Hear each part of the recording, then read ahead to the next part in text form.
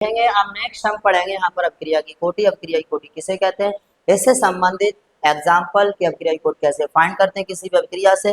तो सबसे पहले आप यहाँ पर समझोगे, परिभाषा में अभी आपको दूंगा, पहले ध्यान से देखिए इधर बेटा। हम मान लेते हैं माना कि अपक्रिया, माना कि अपक्रिया बेटा A plus B plus C change to उत्पाद। बेटा इधर जो पदार्थ बनेंगे वो उत्पादी होंगे क्या, ये अभिकारक पदार्थ है। इधर प्राप्त होने पदार्थों को, प्राप्त होने वाले पदार्थों को क्या कहेंगे, उत्पाद पदार्थ। समझ रहे हैं सब बच्चे। चलिए, तो अगर मैं कहूँ यहाँ पर स्मॉल ए, यहाँ पर स्मॉल बी, यहाँ पर स्मॉल सी, तो सबसे पहले हम यहाँ पर प्रेक्षित दर समीकरण निकालेंगे। प्रेक्षित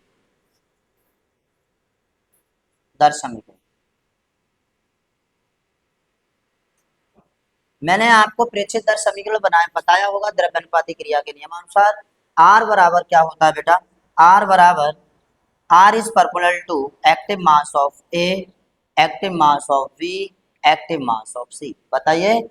और बेटा इसका गुणांक कितना है, A इसका B इसका C, तो पावर लग जाएगा A B C। क्या समझ में आ रहा है सब बच्चों को। अगर मैं यहाँ से ये प्रपोजनल हटाता हूँ तो R इक्वल टू K और active mass of A to A, active mass of B to the power V और active mass of C to the power C। क्या समझ में आया सब बच्चों को इतना बेटा, सबको समझ में आया। अब यहाँ पर हमें निकालना है अपक्रिया की कोटि। तो यहाँ देखिए ध्यान से, अपक्रिया की कोटि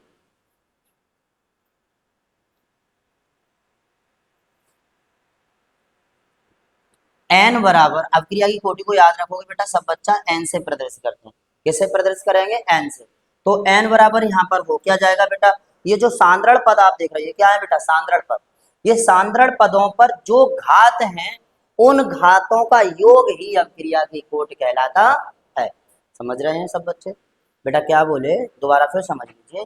प्रेक्षित दर समीकरण में सांद्रण पदों पर लगाए जाने वाले घातों के योगफल को अपक्रिया की कोटि कहते हैं। परिभाषा अपने आप बन गई क्या, एकदम सिंपल, बहुत ही इजी डेफिनेशन है, यहाँ से समझेंगे।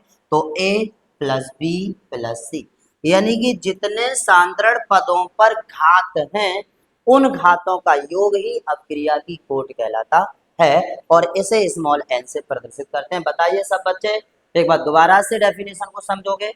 बेटा क्या बोले हम, किसी रासायनिक अपक्रिया का प्रेक्षित दर समीकरण में सांद्रण पदों पर लगाए जाने वाले घातों के योगफल को अपक्रिया की कोटि कहते हैं। इसे स्मॉल n से प्रदर्शित करते हैं। राइट, कोई प्रॉब्लम किसी बच्चे को। चलिए इतना नोट करिए बेटा।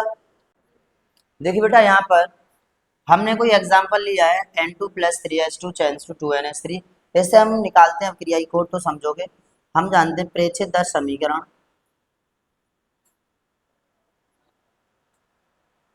सबसे पहले प्रेक्षित दर समीकरण R इज प्रोपोर्शनल टू, या डायरेक्ट लिख सकते हो R इक्वल टू के एक्टिव मास ऑफ N2, इसकी पावर नहीं है बेटा, इसका कोएफिशिएंट नहीं है कुछ, तो इसकी पावर नहीं होगी, 1 है, 1 का मतलब 1 ही रहता है।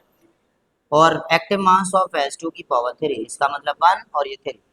तो बेटा अभी अभी परिभाषा हमने आपको बताई थी कि प्रेक्षित दर समीकरणों में उनके सांद्रण पदों पर लगाए जाने वाले घातों के योगफल को अपक्रिया की कोटि कहते हैं।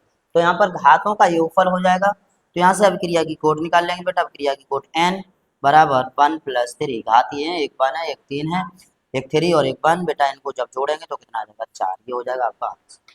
हम इस रासायनिक अपक्रिया से अपक्रिया की कोटि निकालना, ध्यान से देखोगे। एक दूसरा एग्जाम्पल लिया है हमने। तो सबसे पहले प्रेक्षित दर समीकरण,